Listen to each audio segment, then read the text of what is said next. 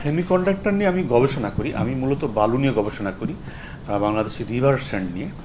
আমি যমুনা ব্রহ্মপুত্র নদীর বালি নিয়েই দীর্ঘদিন গবেষণা করছি। সেমিকন্ডাক্টর হচ্ছে একটা কোয়ার্টসের একটা পার্ট। এই কোয়ার্টসটাকে যখন আমরা সেপারেশন করতে পারবো বালি থেকে, কোয়ার্টসটা সেপারেশন করলেই এটা আমরা যখন বালু থেকে কোয়ার্টসটা সেপারেশন করব, তখন একটা কোয়ার্টস মানে একটা সিলিকন বের হবে। এই কোয়ার্টসটাকে যখন আমরা বিভিন্ন রকম ইম্পিউরিটিসগুলো থাকে, যেমন মনে করেন আয়রন থাকে, অ্যালুমিনিয়াম থাকে, এইগুলো যখন আমরা এখান থেকে সরাতে পারবো, তখন হাই পিউরিটি কোয়ার্টস এটা রূপান্তরিত হবে। করোনা বা যে কোনো ভাইরাসের এগেইনস্টে ফাইট মানি ব্যাকট্রলের left right. Just high purity এই কোয়ার্টসটাকেই আমরা যখন এটাকে 1900 থেকে 2100 ডিগ্রি সেন্টিগ্রেড তাপমাত্রায় যখন আমরা এটাকে মেল্ট করব উইথ কার্বন সহকারে যখন মেল্ট করব, তখন এটাকে মেটালজিক্যাল গ্রেড সিলিকন বলে। ঠিক এই মেটালজিক্যাল গ্রেড সিলিকনটাই যখন আমরা কেমিক্যাল প্রিসিপশনে যাব, কেমিক্যাল রিয়াকশনে যাব, তখন এটাকে একটা ইলেকট্রিক গ্রেড সিলিকনে রূপান্তর করবে, যেটা পলিসিলিকন আমরা বলি সাধারণত। এই পলিসিলিকনটা যখন আরও বিভিন্ন প্রক্রিয়ার মাধ্যমে আমরা এটা উন্নত করব, তখন এটা সিলিকন ওয়েফার, এবং সিলিকন ওয়েফার থেকে একটা সেমিকন্ডাক্টর চলে আসে। তো এই যে বালিটা, আমাদের যে যমুনা ব্রহ্মপুত্র নদীর বালিটা, এটা আসলে অনেকটা রিএনারেবল যোগ্য, এটা পুনর্ভরণযোগ্য আমরা বলি। কারণ এটা প্রতিনিয়তই 1 বিলিয়ন টন, আমরা প্রতি বছর প্রায় 1 বিলিয়ন টন বালু পাচ্ছি। এবং এই বালুটা আমাদের এই পৃথিবী সিস্টেম যদি এরকম থাকে, এটা আসতেই থাকবে। এবং এটাই আমাদের সবচেয়ে বড় সুবিধা, যে আমরা যদি এই বালুটাকে আমরা ইউজ করতে পারি। এই বালুতে শুধু কোয়ার্টস না, এই বালুতে হেভি মিনারেল আছে, লাইট মিনারেল আছে, এবং হেভি পার্টের মধ্যে রয়েছে জিরকন, রুটাইল, গার্নেট, ইলমিনাইট এবং মোনাজাইটের মতন মিনারেল, যেটা ইকোনমিকভাবে অনেক গুরুত্ব। এবং এটা বলা যায় যে মার্কেট ভ্যালু এটার মার্কেট অনেক বেশি। তো এই বালুটাকে আমরা যদি সেপারেশন করতে পারি, সেপারেশন করলেই আমরা হেভি পার্টও পাবো, সাথে আমরা লাইট পার্ট পাবো। এবং লাইট পার্টের মধ্যেই থাকে আপনার কোয়ার্টস, ফেল্ডসপার কিংবা মাইকা। তো এই কোর্সটাই আমরা এই কোর্স নিয়ে আমি আসলে কাজ করেছি, যে এটা দিয়ে আমরা সেমিকন্ডাক্টর তৈরি করতে পারি কিনা। তবে এটা আসলে অনেক দূরের বিষয়, কারণ আমাদের এখনও আমরা এই ধরনের সেপারেশন প্লান্টও আমরা এখনও সরকারের পক্ষ থেকে আমরা বসাতে পারিনি। আমরা এটার পর রিসার্চ করছি। আমরা পাইলটিং রিসার্চ করার জন্যে আমরা একটা প্রপোজালও সরকারের কাছে দিচ্ছি। তবে দুটো কোম্পানি কিন্তু অলরেডি কাজ করছে। আপনার যমুনা ব্রহ্মপুত্র নদীতে এভারলাস্ট নামে একটা কোম্পানি, তারা স্যান্ড সেপারেশন করছে, এবং তারা লাইট মিনারেল সেপারেশন করছে না, হেভি পার্টটা সেপারেশন করছে। তাছাড়া পিবিআর মিনারেল সহ আরও প্রায় 13 থেকে 14টা কোম্পানি এটা বাংলাদেশ খনিজ সম্পদ উন্নয়ন ব্যুরোতে তারা আবেদন করেছে। আমরা এক্সপার্ট হিসাবে সেই সব জায়গাগুলো আমরা দেখি, আমরা এক্সপার্ট হিসাবে সেই সব কমিটিতেগুলো আমরা থাকি। তো এই ক্ষেত্রে একটা বিরাট সম্ভাবনা আমরা মনে করি, যে আমরা এই বালুটাকে যদি সেপারেশন করতে পারি, এখান থেকে হেভি লাইট দুটো পার্টি আমরা আসলে অনেক বেশি আমরা পাবো, এবং যেটা অর্থনৈতিক গুরুত্ব অনেক বেশি। তবে জাস্ট আমাদের সেপারেশন করতে হবে, এবং এই সেপারেশনটা করতে হলে যে আমরা একটা প্রজেক্টের মাধ্যমে এটার একটা দিক নির্দেশনাও দিয়েছি, যে এই প্রজেক্টের মাধ্যমে এটা সেপারেশন করা যাবে, এবং সেপারেশন করলেই এটা থেকে একটা সরকার ভালো একটা রেভিনিউ পাবে আমরা আশা করছি। আচ্ছা, এই বালুটা আসছে সেন্ট্রাল ইস্ট, যে হিমালয় থেকে আসতেছে। একটা জিনিস খুব লক্ষণীয়, যে আমাদের নদীতে বালুটা অনেকেই প্রশ্ন করে যে এই নদী তো অনেক দেশেই আছে, তাদের দেশে বালি আছে, কিন্তু আসলে সেরকম না জিনিসটা। কারণ আমরা যদি ওয়ার্ল্ডের যদি রিভার সিস্টেমের দিকে তাকাই, আপনি দেখবেন যে থার্ড হাইস্ট মানে পলল বহনকারী নদী হচ্ছে এই যমুনা ব্রহ্মপুত্র। সবচেয়ে বেশি পলল বহন করে অ্যামাজন, বাট অ্যামাজনে বালি নাই, অ্যামাজনে আছে ক্লে এবং কিছু গোল্ড প্লেসার আছে। সেকেন্ড হাইস্ট যে আপনার পলল বহনকারী নদী হচ্ছে হুয়াংহো, যেটা চীনের মধ্যে, এবং চীনের ওই হুয়াংহোর নদীর যে পানিটা যেটা হলুদ আমরা সবাই দেখি, এটার মধ্যেও শুধু সেডিমেন্ট থাকে, খুব কম পরিমাণ বালু থাকে। বাট যমুনা ব্রহ্মপুত্রই এরকম বড় রিভার সিস্টেমের মধ্যে একমাত্র নদী যেটার মধ্যে হিউজ পরিমাণ বালু আমরা পাচ্ছি। এবং এই এই ওয়ার্ল্ডের যদি এই সিস্টেম যদি চলতে থাকে যদি এরকম থাকে, তাহলে আমরা প্রতি বছর 1 বিলিয়ন টন, কমপক্ষে 1 বিলিয়ন টন বালু আমরা পাচ্ছি এবং আরও ভবিষ্যতেও পাবো। জাস্ট এটাকে আমরা সেপারেশন করতে পারলেই আমাদের এটার ক্ষেত্রে একটা অনেক বড় সম্ভাবনা আমরা দেখি এই জায়গাটায়। তো এটার জন্য আমাদের কাজ করতে হবে আরও। হ্যাঁ, এটা ট্রিলিয়ন বিলিয়ন সেটা ওই হিসাবটা তো আমরা ওইভাবে করি না, তবে আমরা যেটা মনে করি যে বালু যদি আমরা সেপারেশন করতে পারি, এটার হেভি মিনারেল, লাইট মিনারেল, আমরা দুটো থেকেই আমরা অর্থনৈতিকভাবে লাভবান হতে পারবো।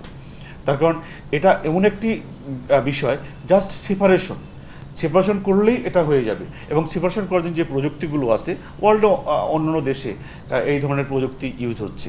এবং এটা বলা যায় যে মোনাজাইটটা সবসময় এই বালু থেকেই ওয়ার্ল্ড পাচ্ছে। আমরা মোনাজাইট আমাদের কম আছে, কিন্তু জিরকন আছে, গার্নেট আছে, ইলমিনাইট আছে। গার্নেট তো হিউজ পরিমাণ রয়েছে, এবং গার্নেট অর্থনৈতিকভাবে একটা গুরুত্বপূর্ণ একটা মিনারেল। ইলমিনাইট এটা আপনার এত গুরুত্বপূর্ণ একটা মিনারেল যে আপনার যে অ্যারোস্পেস, যে আপনার যে উড়োজাহাজগুলো তৈরি হয়, এই উড়োজাহাজগুলোর যে বডি তৈরি হয় টাইটেনিয়াম দিয়ে। আপনার ইলমিনাইট এবং রুটাইলের মধ্যে এই টাইটেনিয়াম থাকে, এবং ইলমিনাইট আমাদের নদীতে প্রচুর পরিমাণ আছে, রুটাইলও আছে, তবে রুটাইল অত বেশি না, কম পরিমাণ আছে। তো এটা আসলে ইকোনমিককে নতুনভাবে যদি আপনাকে থিঙ্কিং করতে হয়, বালুর গুরুত্ব দিতে হবে আপনাকে। কারণ আমরা ছোট একটা দেশ, আমাদের সম্পদ বলতে আমরা তেল গ্যাস আমরা যা পাচ্ছি সেটা হয়তো বা মাটির নিচ থেকে পাচ্ছি আমরা, এবং এটা আমাদের অনেক অনুসন্ধান করতে হচ্ছে। বাট বালি কিন্তু এটা সারফেসই আছে এটা। তো এটার দিকে আমার মনে হয় সরকার তাকানো উচিত, দেখা উচিত যে এটা সেপারেশন করে আমরা কি পাচ্ছি। তো সবচেয়ে বড় কথা হচ্ছে যে আমরা তো গবেষক, আমরা গবেষণা করছি, এখন এটাকে সেপারেশন নিয়ে গবেষণা করা দরকার, এবং এটা আমরা কত ভালো সেপারেশন করতে পারছি। একটা জিনিস অতি সত্য, যত ভালো সেপারেশন করতে পারবো তত ওই প্রোডাক্টের দাম বেশি।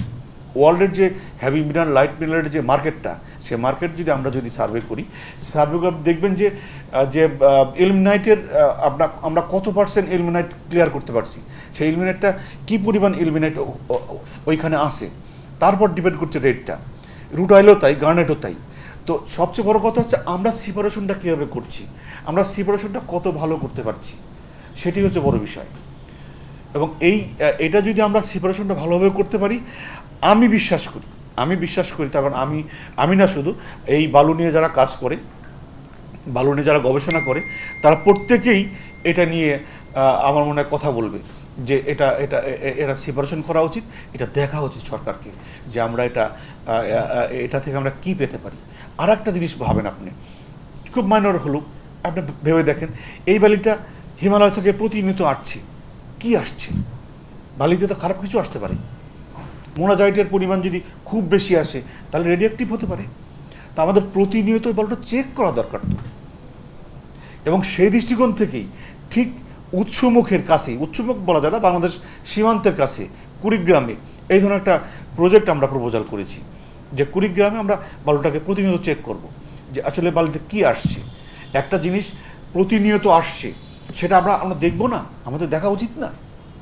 তো আমাদের দৃষ্টিকোণ থেকে যে বালু প্রক্রিয়াকরণ ও গবেষণা কেন্দ্রটা খুবই জরুরি। কারণ অনেক রকম গবেষণা কেন্দ্র আছে, আদা গবেষণা কেন্দ্র আছে কি না? আছে।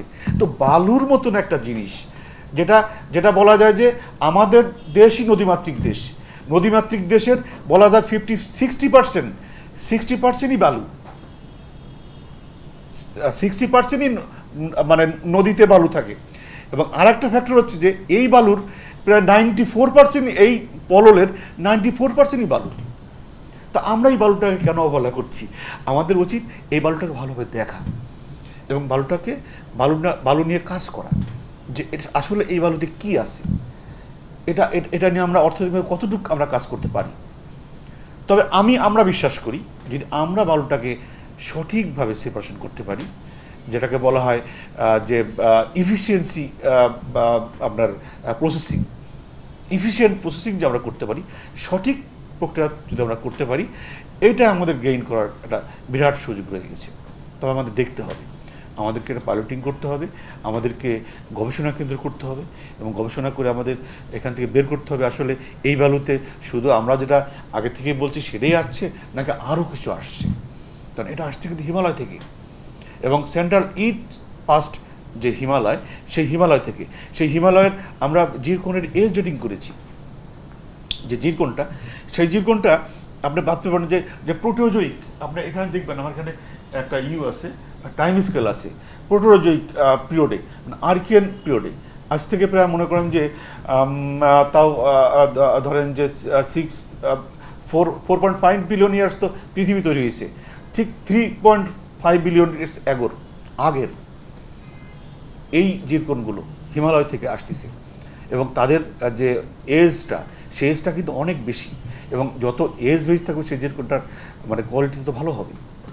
আমাদের ইয়াং জিরকনও আছে, আমরা 200 মিলিয়ন ইয়ার্স আগের জিরকনও আমরা পাচ্ছি, কিন্তু আমরা 3100 মিলিয়ন ইয়ার আগেরও জিরকন আমরা পাচ্ছি, যেটা খুবই আমাদের আশাব্যঞ্জক। তো কাজেই এই বালুটাকে দেখা উচিত, এবং সবচেয়ে বড় কথা হচ্ছে যে এই বালুতে সবচেয়ে বেশি পরিমাণ আছে কোয়ার্টস, যে কোয়ার্টসটাই এখন মানে মানে সব কিছুর মূলেই এই কোয়ার্টসটা।